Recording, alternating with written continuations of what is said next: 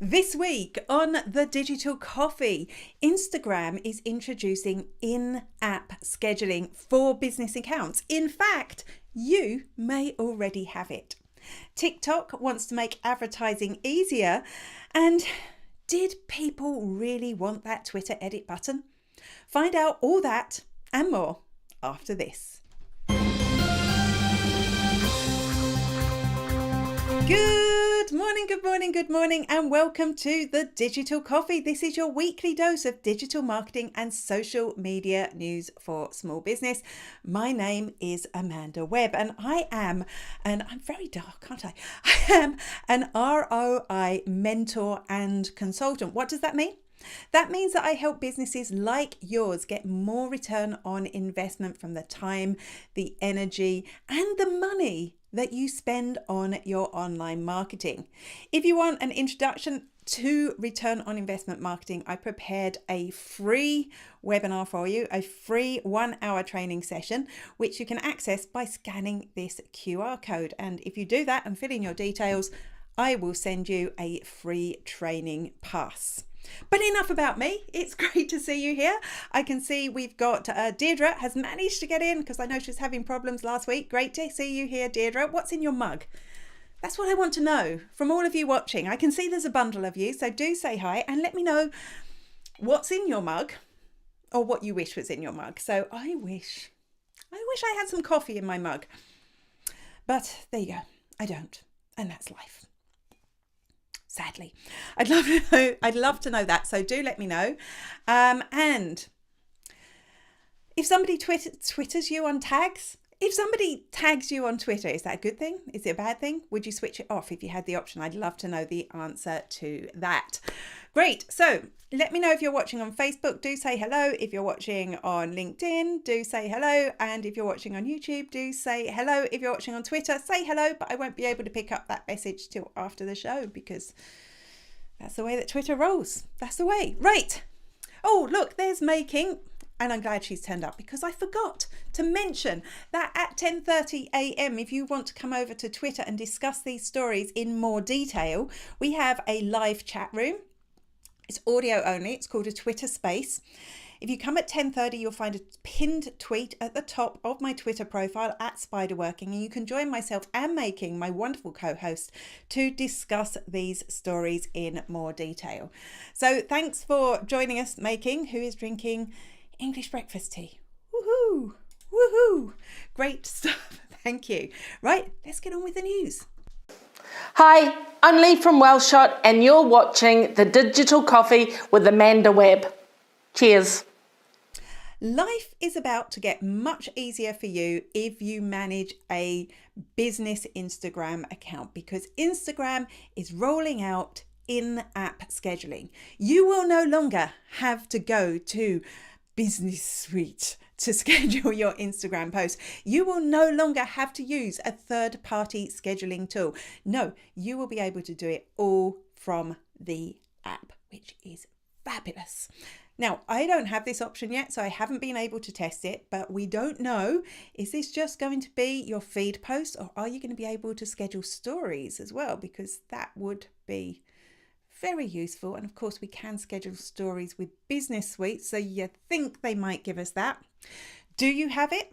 Well, you might. I do imagine that Instagram is going to send you a notification when they give this to you. But if not, you can go into your Instagram account, start creating a post, and you should find it under advanced settings. If you do have it, I'd love to know. I'd also love to know, do you have this option when you go to publish a story?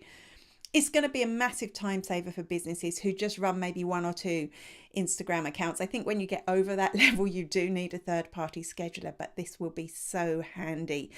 And I do find the Business Suite app kind of clunky. I can see we've got Howard Howie here. Good morning. I'm just trying to click on that without putting my glasses on.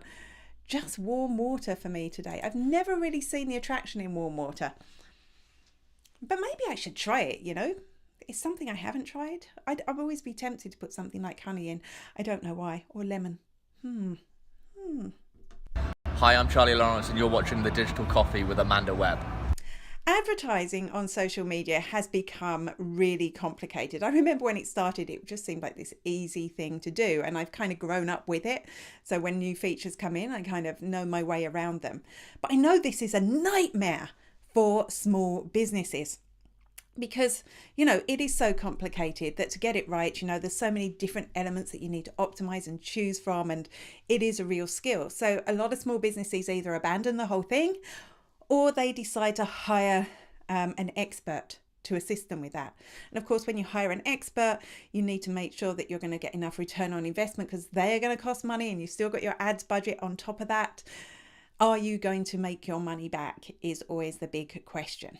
Well, TikTok, it seems, are very familiar with this problem. So they're launching a new thing that they are calling smart performance campaigns, and these are AI, artificial intelligence driven campaigns, and they should be, according to TikTok, again I should consult my notes, hands off with minimum input needed from advertisers to get started.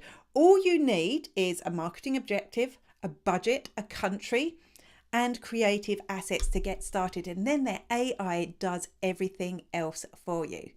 If these work, if they're proven to actually get whatever it is you want out of your ads, this could be huge for small businesses. There'll be so much less work for them to do and the AI will take over. And of course, this isn't exclusive to TikTok. Facebook has AI now, which will do a lot of the work for you, as does Google. So we're going to have to see how it performs. If it performs well, I can see it hoovering up a lot of that ad spend from small businesses on Facebook. You can see we've got a comment from Deirdre, which I need to put my glasses on to investigate. Scheduling on Instagram sounds awesome. I'm still using Creator Studio. No, it hasn't updated. It does have a notice saying it will. I inadvertently switched to Creator Studio. Don't love it, I have to say, but not from Creator Studio to Business Suite. God, they have so much. And the reason is because I have to teach people how this stuff works. And I just know that Business Suite is what everyone's going to end up using soon. I did prefer Creator Studio because at the end of this show, I always have to go through like 10 different menus to find what I want to. And there's still stuff that I can't actually do that I used to be able to do. So Deirdre, you're probably right to stick with Creator Studio till they absolutely knock you off. You're watching The Digital Coffee with Amanda Webb. When Twitter launched their Twitter edit button, they made it available to only people on their paid premium subscription service called Twitter Blue. And when this happened, it made sense to me. Finally, Twitter had something that made Twitter Blue seem enticing.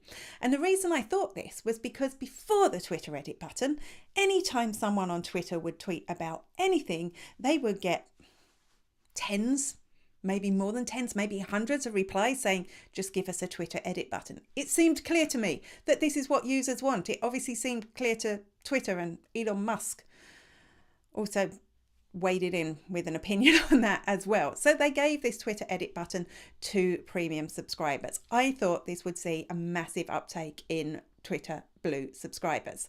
But according to data from Sensor Tower, this hasn't happened. There has been no massive increase in Twitter Blue's subscribers since the Twitter edit button was released. So why might this be? Well, firstly, maybe people didn't really want the Twitter edit button that much that they'd be willing to pay for it. All those people? Yeah.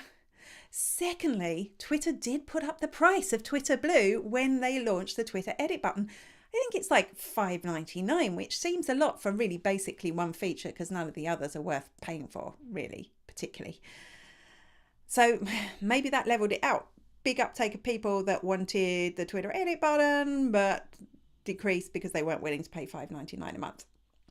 Thirdly, the data could be wrong because they don't have, Sensor Tower doesn't have access to Twitter's data. All it has, it can infer from spend on apps and things along those lines. It's making a very good guesstimate, but a guesstimate still. So we can't 100% rely on the data. The fourth reason for me is When Snapchat launched its subscription service, it did it globally. Twitter Blue has been there a long time, and we are still waiting for it in Ireland and the UK. Yes, I know there is a way that you can hack it in order to get Twitter Blue in the UK. You have to go through all this App Store stuff. I had to do it when I first got my Alexa because it wasn't available in Ireland. But it's a lot of hassle and nobody's going to go to that. So surely, please Twitter, if they rolled it out globally, they would instantly pick up a lot more Twitter Blue subscribers. I don't know. Would you pay? Is there a feature you would pay $5.99 a month for on Twitter?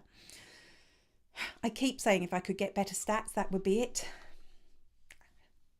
I don't know, $5.99 is a lot. I'd pay $5.99 for Google Analytics, but I'm not sure about Twitter. I can see we've got a comment from, is anyone watching on Facebook? That's what I want to know. I can see there's people watching. But the only commenters are on YouTube, and I appreciate you, YouTube. I love you, YouTube. Howie says, "Oh, your glasses are awesome." Thank you. Love a fellow round glasses. Well, I love my round glasses, but I look a bit like Where's Wally, don't I? Don't I look a little bit like Where's Wally?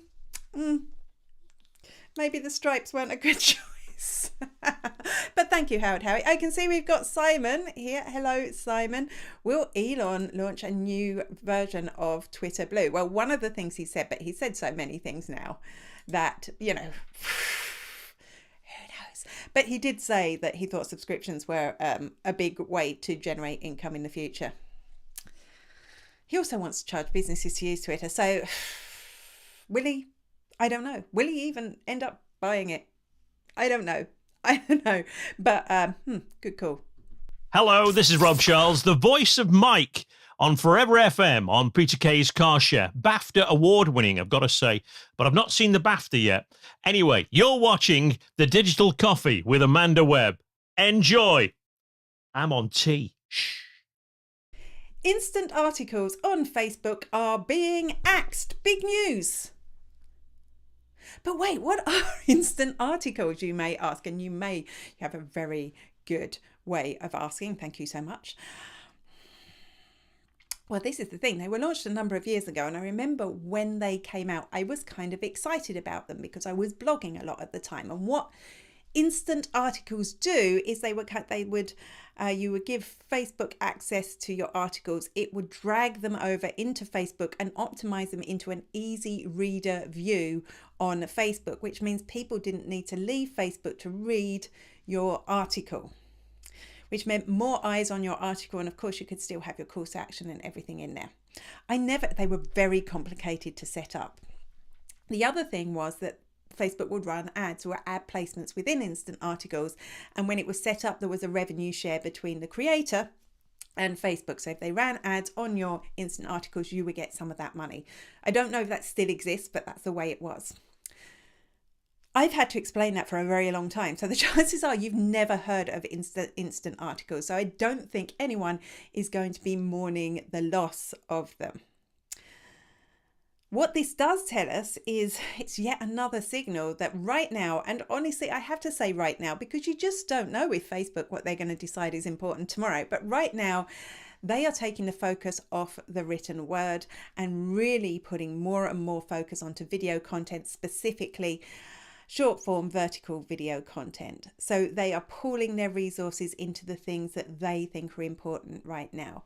There is a danger on living by the algorithms and what Facebook has decided is important, because of course when tomorrow they change their mind and they suddenly want the written word again, you've diverted all your marketing assets into one thing, which isn't always good. So yes, definitely make short vertical videos part of what you do, but don't abandon the written work, because even I still like to read more than I like to watch, even though I do find myself watching more.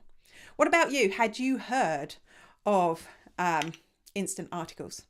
I'd love to know. I can see Simon's asked his Twitter Blue question again. Hopefully you switched over to YouTube. Hopefully you saw my answer there, Simon. Right, what's next? We shall have to find out after this. Hi, I'm Kyra Fingleton from Glamping Under the Stars, and you're watching The Digital Coffee with Amanda Webb. Is it just me who sees the words adult only and thinks OnlyFans? because I certainly did when I saw that TikTok were going to launch adult-only live streams. More of that in a moment, because TikTok have rolled out a whole bunch of updates to their live streaming. The first one is a fun one. The first one is the ability to go live with up to 5 other people, which is cool. I don't know how many people you can go live to on TikTok, but I am about to turn 1,000 followers on TikTok, so I will maybe see what happens when you go live there. That's the first one, which is really great, and they're adding lots of features that those people will be able to play with during the stream to make them more visually interesting. Now, the second thing they're introducing is they are changing the minimum age limit for live streamers from 16 to 18, which I'm sure for many parents is a relief. So that's the first thing. The third thing is these adult only live streams. So you will be able to say that this is for adults only when you live stream. The examples that TikTok gives for these adults only live stream are maybe if you're sharing a comedy sketch and, you know, maybe some of the content is slightly on the lewd side and not right for people under the age of 18, or they say if you're sharing your life story and maybe some of it is a little bit traumatic and you don't want to scare under 18s. I imagine things like swearing. Is that still, I'm imagining things like that would want to go into your adults only stream. There is no mention of OnlyFans style content. There is no mention of porn. That's what I'm saying, which to me is a bit of a relief, because I don't necessarily want to, I'm not anti-porn, but I don't want to see it in my TikTok feed. And if it was, I would want it to be gated a bit like OnlyFans is gated. You're only going to OnlyFans for one reason, right? I can see we've got a comment here from, I'm going to bodge your name, I have to put my glasses on to say it, Kanwal Hamid, who is crying. Why are you crying, Kanwal? I'd love to know. What's making you sad? Do tell me. We have got more news. I should probably click a button, shouldn't I? I'm Louise Brogan, host of LinkedIn with Louise, and you're watching Digital Coffee with Amanda Webb. Branded content tools on social networks are an absolute joy for you if you work with creators and influencers. If you're not familiar with what these are, they're kind of like a tag that appears on content. When you have collaborated with an influencer or creator, it will say paid collaboration or paid partnership with, and they tag your business. Now, this is good because number one, it helps you stay compliant. You're staying within the law. You're making sure everyone knows it's a paid collaboration. You want to look into that more, obviously, if you're working with creators. But secondly, it means that you as a business tagged in that post have access to all of that, all of the statistics and metrics from that particular post that you've been tagged in. So you can actually see, is that post doing well? Was it worthwhile you investing in this creator? Do they reach people? Are you getting engagement? More importantly, you can also then choose to put ad spend behind that as well. You can just boost that post or whatever from your own ad account. So it's a really helpful tool. And for that reason, it surprises me that this hasn't been available before for Facebook Reels creators. So this is Facebook. I believe it is already available for Instagram. Now, if you're creating a reel on Facebook with a paid partnership with someone, you will be able to use this collaboration tag. You can see it in action here on Ray-Ban. You can see that tag there right at the bottom that indicates who you're working with. So this is good news, I think, for anyone working with creators, particularly if you want to expand your Facebook audience. It's very hard for a business now, unless they're spending a lot of time on it, to get the reach and engagement they want on Facebook. Working with creators can really help you tap into their audiences who they have built trust with, so that when they give a shout out to your product, or even when you work with them on a longer term, they're more likely to turn into customers. So I think this is only a good thing. It is a good thing. And see, I've got a couple of comments. No mention doesn't mean someone isn't going to try the OnlyFans thing on TikTok. Absolutely. But I'm sure they have, like Instagram, you can't post bare naked ladies because their AI finds it and shuts it down. So we'll see. We're seeing more brands and professional content on TikTok. The algorithm works very differently. It does work differently, and we are seeing brands there, but I see a lot of brands using it incredibly badly. And if you are using it badly, you may as well not TikTok. I have to say that you need to stay within how TikTok works. So if you're repurposing, I'm going on a rant here, but if you're just repurposing a horizontal video and slamming that up and it's a tiny little slice on the screen, nobody is watching that. The same goes for Reels. I have to just reiterate that. It's one of my little bugbears. But I do think a lot of businesses will definitely excel on TikTok if they get it right. And actually the same goes for the advertising that we were talking about earlier. You know, if you are advertising on TikTok, you need to do TikTok style videos. You can't just slam up your Facebook ad. It won't work. But I promise you, that is the end of that rant. Hello, this is Simon Hodgkins, and you're watching The Digital Coffee with Amanda Webb. You know what's really annoying? One day you will log into Twitter one morning and there will be like 110 different notifications because some spam bot account has shared an AI written blog post and tagged you in it. And that just means, and then a whole lot of other bot accounts respond to that tag, and your whole notifications feed is full of rubbish. It's happened to me. I'm sure it's happened to you. All you can do at the moment is you can mute the conversation and you can block the person who's done that. And they are just a bot. So another bot appears tomorrow, does exactly the same thing. And I swear, for all the years that I've been using Twitter, you know, I'd blocked about 4 people. And these days I seem to be blocking constantly. It's a real problem. Well, a solution could be afoot, but I'm not sure it's one I'm going to use. Reverse engineer Jane Manchon Wong discovered this. And it's very similar to you being able to choose who can respond to your tweets on Twitter. You have your 3 options for that. Here, you will actually be able to choose who can mention you in a tweet. So who can tag you in a tweet? Is it going to be everyone who on Twitter, or are you going to limit it to the people that you follow? So although I can see this would be really handy to get rid of all those extraneous tags, it also kills the conversation. You know, I can't follow everyone back because I want to be able to look at my Twitter stream and see the tweets that I want, but I am open to having conversations with other people. So I'm obviously going to leave this on and just deal with the spam in a different way. But I can see this could be really relevant for smaller Twitter users who are just in there for fun, and it can make Twitter look like a lot safer space than it has been in the past. I can see one more comment from Howard Howie. I've been curious about TikTok for a bit now, but the constant stream of news about sending data to China is putting me off. And Howard Howie actually sent me a link to yet another article about that yesterday. Now, I don't tend to cover those things on the show because they're not business related, but yeah, there's always been a worry with the security of TikTok because it is a China-based business. I don't know what to say about that because I don't have enough. I don't want any social network sending my data to any government. And I guess we believe that China, and probably is, a harsher government than other countries, but I'm not comfortable with that anywhere. I still do use TikTok, even knowing that and knowing some of the things that they've done wrong in the past. I think they actually managed to capture me when they started adding more diversity features in.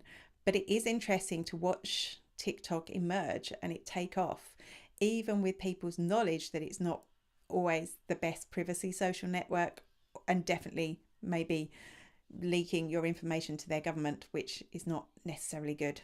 I like I say, that was a really fudge thing. I know so little about politics, but of course it is something we should be worried about. And you'd think that we would have grown up a little bit because we ignored the privacy worries when the likes of Facebook came out, and look what happened. We should probably not ignore it again, but there you go.